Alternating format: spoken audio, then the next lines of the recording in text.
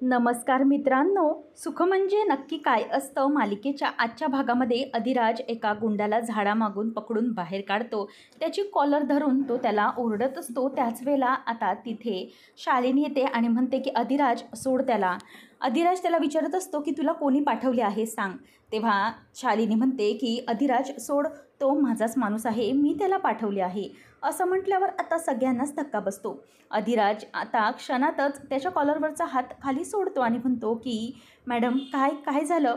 तेव्हा ती म्हणते की हो, मीच सांगितलं आहे आणि हा माणूस माझाच आहे. काय आहे की अपोजिट पार्टी म्हणजे नित्य अधिकारी किंवा कोणी काहीही करायला नको म्हणूनच मी हे पाऊल उचललं आणि तुमच्या दरवाजाच्या बाहेर पाहण्यासाठी मी माणसं ठेवलेली आहेत, असं आता शालिनी तिला बोलून दाखवते. आणि हे ऐकल्यावर सगळ्यांनाच धक्का बसतो. आता शालिनी म्हणते की हा एकच नाही, आणखी एक माणूस मी ठेवला आहे, बाहेर ये रे, असं म्हणून ती त्याला बोलवते. त्याच वेळेला आता तो समोर येतो आणि त्यानंतर मग आता हे ऐकल्यावर मात्र अधिराज त्याच्याकडे बघतच राहतो. अधिराजला शंका येते की झाडामागे एक माणूस होता, तो हाच होता. नंतर मग आता लगेच विमल म्हणते मॅडम तुमचे खरंच खूप उपकार आहेत. तेव्हा नित्या तिथे येते. नित्या बडबडत येत असते की मला अधिराजला आता सगळं सांगितल्याशिवाय पर्याय नाही. पण समोर ती शालिनी बघते आणि पटकन झाडाच्या मागे लपते आणि नित्याला ती काही बघत नाही. अधिराजला शालिनी म्हणते की हे बघ, अजून काही प्रॉब्लेम व्हायला नको, नित्या काही क्रिएट करायला नको, म्हणूनच मी आज हा निर्णय घेतला. कसं आहे ना, तुम्ही आतमध्ये निवांत झोपू शकता, बाहेरही माणसं पहारा देऊन आहेत तुमच्यासाठी, तुमच्या सेवेसाठी, हवं तर तुम्हाला आणखी माणसंही देऊ शकते. तेव्हा विमल तिच्या पुढे हात जोडून म्हणते की मॅडम खरंच खूप उपकार झाले तुमच्यावर, तुम्ही खूप करताय, रक्ताची नाती ही जेवढं करणार नाही तेवढं. मग शालिनी म्हणते की प्लीज तुम्ही असे हात वगैरे जोडू नका, मी जे काही करते ते भल्यासाठीच करत आहे आणि अधिराज हा माझा माणूस आहे म्हणून त्याच्यासाठी मी हे सगळं करते. तेव्हा मग आता नित्या म्हणते की ही शालिनी हे सगळं काय करते, हा कसला केऑस क्रिएट करते ती आणि काय बडबडते नेमकी. आता इथे माई पण सापडत नाही आणि शालिनी इकडे मला कळत नाही आहे मी आता अधिराजशी कसं बोलू. तिच्यासमोर जाऊनही बोलू शकत नाही कारण अधिराज आता फोन पण बंद करून बसला आहे. नेमकं कोणाच्या मार्फत मी अधिराजशी बोलू काहीच कळत नाही, असं आता ती स्वतःशीच बडबडत असते. आणि त्यानंतर ती म्हणते की मला काही कळत नाही, माई सापडत नाही, अधिराज फोन बंद करून बसला आहे, आता काय करू मी. तितक्यातच आता शालिनी म्हणते की अधिराज तू जाऊन निवांत झोप, काहीच प्रॉब्लेम नाही. त्याच वेळेला मग आता तिला समोर कोणीतरी असल्यासारखे वाटते. तेव्हा नित्या पटकन पुन्हा झाडाच्या मागे लपते. शालिनी म्हणते की उद्या लग्नामध्ये काहीच प्रॉब्लेम यायला नको म्हणून अधिराज जा, तू जाऊन झोप. तेव्हा अधिराज हात जोडून तिचे आभार मानतो आणि म्हणतो की थँक्यू मालकीनबाई. तेव्हा ती हसते आणि म्हणते की चला उद्या लग्न आहे त्याच्यामुळे सगळ्यांनी आराम करायचा आहे, असं म्हणून ती आता सगळ्यांना झोपायला पाठवते. नंतर इथे माई अजूनही बेशुद्धच असते. वसुंधरा ही मस्त डोक्याला पदर बांधून झोपलेली असते. रावसाहेब हा पाळत ठेवून असतो. तितक्यात माईला जाग येते, ती थोडीशी हलते. तेव्हा जोरजोरात ओरडून रावसाहेब म्हणतो की आईसाहेब उठा उठा. ही म्हातारी उठली. तेव्हा वसुंधरा म्हणते की अरे काय रे पोरा, किती मोठ्याने उठवलंस. तेव्हा तिच्या डोक्यात दुखायला लागतं. ती म्हणते की डोक्यावर खूप त्रास व्हायला आहे. तेव्हा मग आता वसुंधरा म्हणते की उठली माझी म्हातारी उठली. तेव्हा लगेच माई म्हणते की काय होतं आहे मला कळणं झालं आहे, डोकं अगदी दुखून येतं आहे आणि मला खरंच घसा अगदी कोरडा पडल्यासारखं झालं आहे. तेव्हा मग आता माई म्हणते की अरे इथे आहे मी, इथे बघितलं का मला, ओळखलंत का मला, त्या दिवशी काय झालं होतं ते. तेव्हा आता माईला ती लक्षात करून देता देता उठते आणि तिच्यावर हात उगारत म्हणते की ओळखलंत का त्या दिवशी माझ्यावर हात उगारला. अगं म्हातारे काळजी करू नको, मी काय तुझ्यावर हात नाही उगारत, मी तुला त्या दिवशीची आठवण करून देते की त्या दिवशी काय घडलं होतं, तुला आठवण करून देण्यासाठी. छान छान, खरंच खूप छान वाटलं तुला पुन्हा भेटून. तेव्हा ती म्हणते की तू मला इथे का आणलं आहेस. वसुंधरा म्हणते की हो, म्हातारी लय हुशार दिसते हा रावसाहेब, अगदी मुद्द्यावर आली बघा, करेक्ट मुद्द्यावर. आणि मग आता ती म्हणते की काय झालं आहे. तेव्हा म्हातारीला ती विचारते की मला तुला 2 प्रश्न विचारायचे आहेत, त्याची नीट उत्तरं दे बघू. मला आता तुला विचारायचं आहे की नेमकं त्या नित्या मॅडमशी तुझं काय कनेक्शन आहे आणि त्या अधिराजशी लग्न थांबावं आणि अधिराज आणि नित्याच्या लग्नात तुझा इंटरेस्ट काय तो मला सांग. आणि माझा दुसरा प्रश्न असा आहे की त्या शालिनीचं तुझं काय कनेक्शन आहे, नेमकं काय सिक्रेट आहे शालिनीचं तुझ्याकडे. तेव्हा आता माई तिच्याकडे खोचक नजरेने बघायला लागते आणि म्हणते की माझा घसा दुखतोय, मला जरासं पाणी हवं, घशाला कोरड पडली. तेव्हा मग वसुंधरा म्हणते की मिळणार, सगळं काही मिळणार, फक्त मला माझ्या प्रश्नांची उत्तरं अगोदर हवीत. तेव्हा मग आता माई म्हणते की तू प्रश्नांची उत्तरं घेशील आणि मला वापरशील आणि कुठेतरी फेकून देशील. तेव्हा आता माई म्हणते की मी तुला काही सांगणार नाही. तेव्हा आता लगेच वसुंधरा म्हणते की नाही, असं काहीच करणार नाही मी.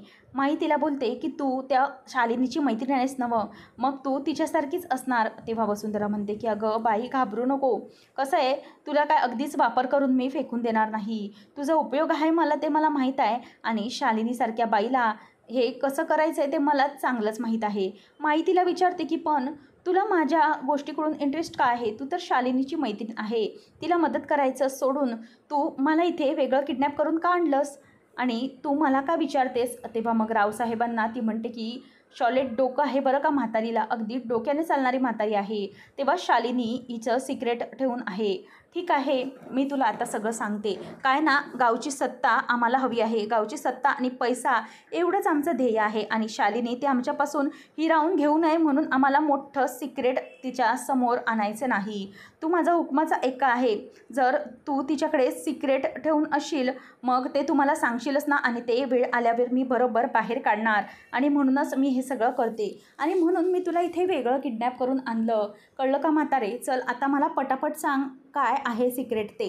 तेव्हा मग आता लगेच माई तिच्याकडे बघू लागते.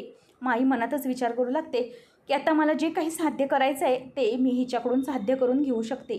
आता इथे नित्या ही बाहेर धावत चाललेली असते. माई माई असा आवाज देत जंगलात असतात. तर लवली पण माईचा शोध घेत असतो. माई कुठे राहिली याचं दोघांनाही टेन्शन आलेलं असतं. आणि त्यानंतर नित्या ही अधिराजच्या घराच्या मागच्या बाजूला येते आणि तिकडे रात्रीच ती माईला शोधत असते. तेवढ्यात एक म्हातारी जाताना दिसते.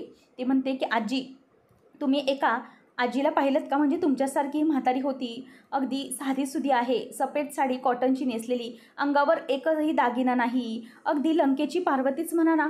तेव्हा मग आता ती म्हातारी म्हणते की नाही गं पोरी, मी अशी थकलेली, मलाही कुठे काही दिसत नाही, मी पण आपली अशीच वाट भटकत चालत असते. त्यावेळेला ती म्हणते की नाही बघितलं, पोरी थकलेली दिसतेस, पाणी देऊ का? तेव्हा नित्या म्हणते की हो द्या ना.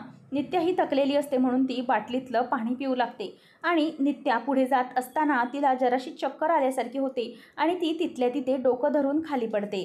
त्याच वेळेला आता शालिनी तिथेच उभी राहून ते सगळं बघते, आणि नंतर नित्या खाली पडल्यानंतर स्वतःच्या चेहऱ्यावरचा पदर बाजूला करते आणि म्हणते की झालं नित्या, तुझं तर काम तमाम झालं.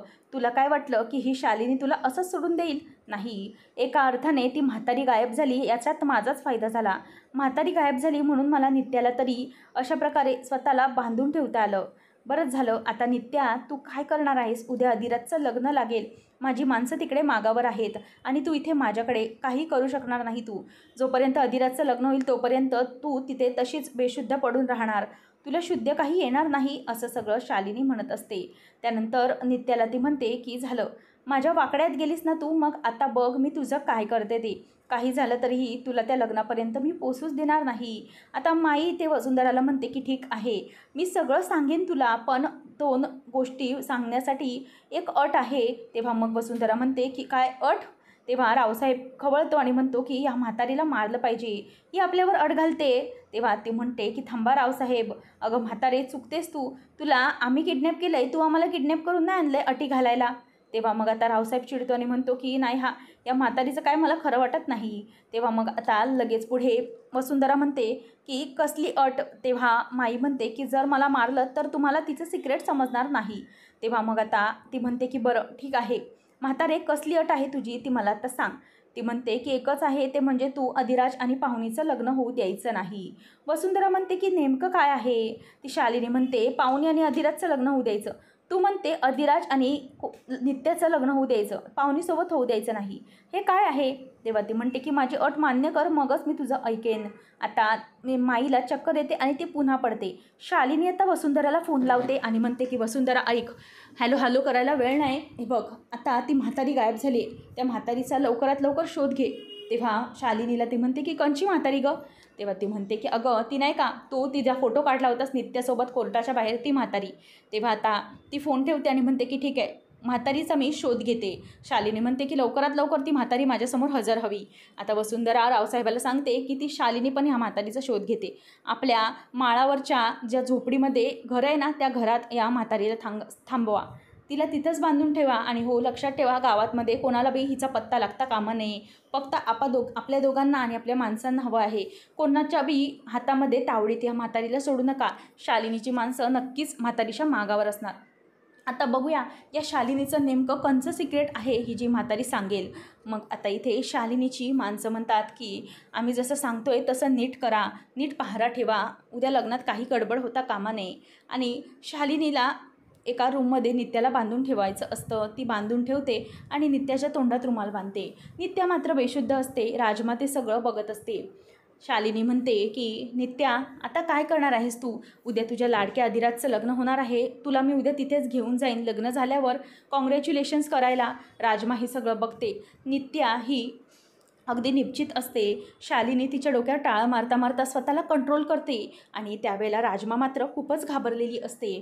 आता राजमाला शालिनी म्हणते की चल बाहेर जाऊया आणि शालिनी तो दरवाजा बंद करून घेते. राजमाच्या खोलीत नित्याला बांधून ठेवलेलं असतं. आता शालिनी दरवाजा बंद करते. नंतर टाळं लावून चावी ही मुद्दामच राजमाच्या समोर हातावर उडवून दाखवत असते आणि शालिनी तिथून निघून जाते. नित्याला असं बांधलेलं पाहून राजमा खूपच घाबरते. तर इथे पहाट झालेली असते. अधिराजला एक वाईट स्वप्न पडत असतं. तो स्वप्नात ऐकत असतो की अधिराज मला वाचव, मी खूप मोठ्या संकटात आहे, वाचव मला. तेव्हा तो ताडकन उठून बसतो आणि म्हणतो की काय झालं आहे, हे मला काय स्वप्न पडलं, नेमकं कोणाच्या जीवाला धोका आहे काय आहे मला काहीच समजत नाही आहे. तो आता डोळे बंद करून पुन्हा ते आठवण्याचा प्रयत्न करतो. तितक्यात विमल पाणी भरता भरता त्याला बघते आणि म्हणते की राजा, अरे राजा काय झालं माझ्या लेका? अरे आज आनंदाचा दिवस आहे आणि तू असा टेन्शनमध्ये कसा? आज तुझं लगीन आहे. तेव्हा मात्र अधिराज म्हणतो की नाही आयडे, मला काहीतरी वाईट स्वप्न पडलं. स्वप्नात कोणतरी अडकलं आहे, कोणतरी संकटात आहे, मला हाका मारत आहे आणि त्याच्याशी माझा काही ना काहीतरी संबंध आहे. असं म्हणून विमल ही पटकन पाण्याचा तांब्या ठेवायला जाते आणि अधिराजला इथे काहीतरी वाईट वाटायला लागतं. पुढच्या भागामध्ये आपण पाहणार आहोत. पाहुणी म्हणत असते की अधिराज आजच्या दिवशी तुझं आणि माझं लग्न होणार आणि माप ओलांडून तुझी बायको होऊन मी या घरात प्रवेश करणार.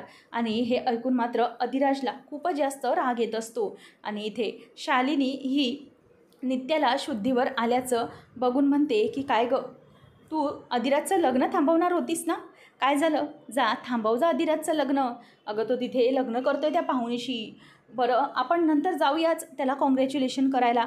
असं म्हणून आता नित्या ही रागाने तिच्याकडे बघत असते. तर मात्र अधिराजला लग्नाच्याच अगोदर थोडे काहीतरी आठवल्यासारखे होते आणि त्याला नित्या नवरीच्या वेशात समोर दिसू लागते. आता अधिराज हा लग्नाच्याच वेळेला नेमका कोणता निर्णय घेतात आणि 700 जन्म एकमेकांशी गाठ बांधल्या गेलेल्या जयदीप आणि गौरीचं या जन्मात म्हणजेच नित्य आणि अधिराजचं लग्न हे कसे होणार हे पाहणं रंजकतेचं ठरणार आहे. अशाच मालिकांची अपडेट जाणून घेण्यासाठी आजच आपल्या चॅनलला सबस्क्राईब नक्की करा.